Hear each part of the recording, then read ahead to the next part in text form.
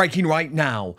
King Charles and Prince William still believe Meghan Markle is a bigger threat to the royal family than Prince Andrew. A position backed up by a bombshell Outspoken poll. I'll reveal the results in just one moment. But first, I think this post on X from Genevieve's sums up the situation facing the British royal family the best. 2 down, 2 to go. Because while there is quite naturally fury at the lack of action over that oaf Prince Andrew, and by the way, just look at this picture of him, one of his last pictures in the public eye, alongside Sophie. And there he is at a royal funeral, guffawing with Fergie doing the same. They never learned. They never learned, and they were given opportunity after opportunity to learn. So while I completely understand the fire and fury being aimed in the direction of the, do we say, former Duke and Duchess of York? I mean, at the end of the day, he's not using his title, but he still does own it. And there is, of course, growing pressure on the king to go to Parliament and demand this legislation in order to go the full hog. But of course, at the same time, Harry and Meghan remain the very living threat. And as I revealed on yesterday's show, William has determined that as King William V, one of his first acts of monarch will be to introduce an act of parliament that will strip them of their princely titles, of their duchess titles. And I think that is absolutely necessary. But can we really wait that long? My sources say there is a growing feeling within Buckingham Palace that Prince William is winning the argument and that Charles may have to take a political stance on that matter. And of course, if it does get before the House of Commons when it comes to Andrew, it would be very, very easy to slip the Sussexes in there as well.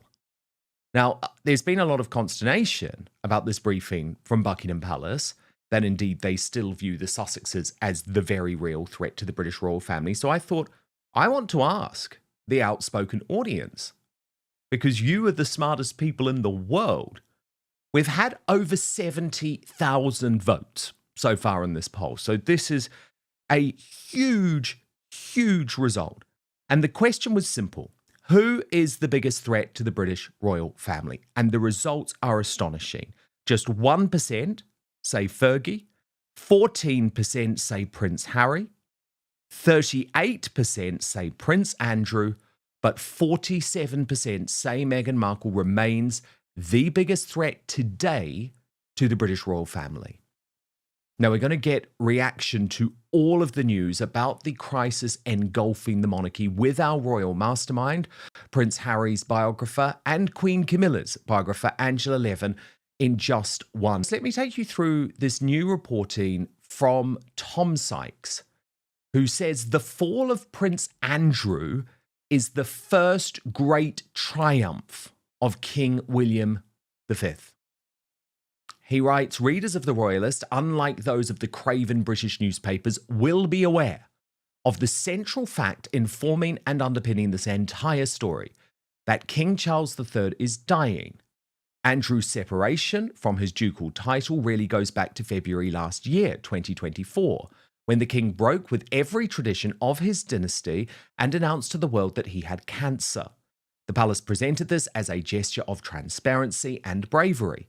Actual friends of the king, speaking informally, have told me they feared it was unwise, but that he had been forced into disclosure because he had hastily informed the world he was having treatment for a benign prostate.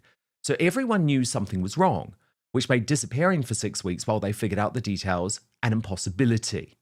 William's determination to do something permanent about Andrew when he becomes king can be traced to a single humiliating moment. Balmoral, August 2023. William was ordered to drive Andrew to church. At that moment, Charles hadn't pre-announced his own death. He was the all-powerful monarch who had to be obeyed. So William obeyed. The image, grin-faced hair, behind the wheel, The disgraced Duke beside him circulated around the world. William's aides briefed furiously afterwards that he had been obliged to do it, that it was not his wish. Those who know William say the episode hardened him. That, said one, was the day he decided he would never be made to do something like that again. In everything but title. According to insiders, this moment, this slow transition, actually began back in August 2023. At Balmoral, William was ordered to drive Prince Andrew to church. He didn't want to do it. But Charles, still strong then, insisted. And William obeyed. That image, William behind the wheel, stone-faced, Andrew sitting beside him, went viral around the world. It was a picture of humiliation. And those who know William say that moment changed everything. That was the day he decided he'd never be forced into that position again. That was the day he began quietly preparing to rule. Now insiders call this the pre-succession. Charles remains the king, yes. But the power, the energy, the decision-making, it's flowing straight to William and his team. They're young, digital, ambitious, and ruthless. One palace aide reportedly said, "It sets what Charles did to the Queen when he fired her private secretary, only now it sets happening to him." And William isn't interested in nostalgia or family unity. He sees the monarchy as a brand, a global institution that must be protected at all costs. In his eyes, people like Prince Andrew and Prince Harry are poison to that brand. And according to those close to him, William Seps made it very clear, Andrew will never again appear alongside the monarch. Not while he sets in charge. In fact, when Andrew tried to sneak into a family photo at a recent funeral, William's fury was instant. That sealed Andrew Seps' fate. To William, it was final proof that his uncle had to go. Not just out of sight, but stripped of everything. His titles, his privileges, his public role. But here sits the shocking part. William doesn't plan to stop with Andrew. When he becomes king, and yes, that may be sooner than anyone expects, he reportedly intends to issue new letters patent to strip Harry, Meghan, and even their children, Archie and Lilibet, of their royal titles. Imagine that. The House of Windsor completely rewritten in one royal decree. No more Duke and Duchess of Sussex. Just Harry and Meghan Markle, private citizens. And beneath it all, one unspoken truth. Charles Sussexes' illness has accelerated everything. The moment he announced he had cancer, the monarchy began to shift. As one palace insider put it, the reins slipped overnight. William took control. And now he's preparing for a kingdom with no weak men and no indulgent brothers. Charles, meanwhile, continues to fight his battle quietly. He's still the king, still performing his duties, but with limited energy. Behind the scenes, everyone knows what set's coming. A dying monarch too proud to abdicate. An heir already ruling in his place. And a family rearranging itself around the inevitable.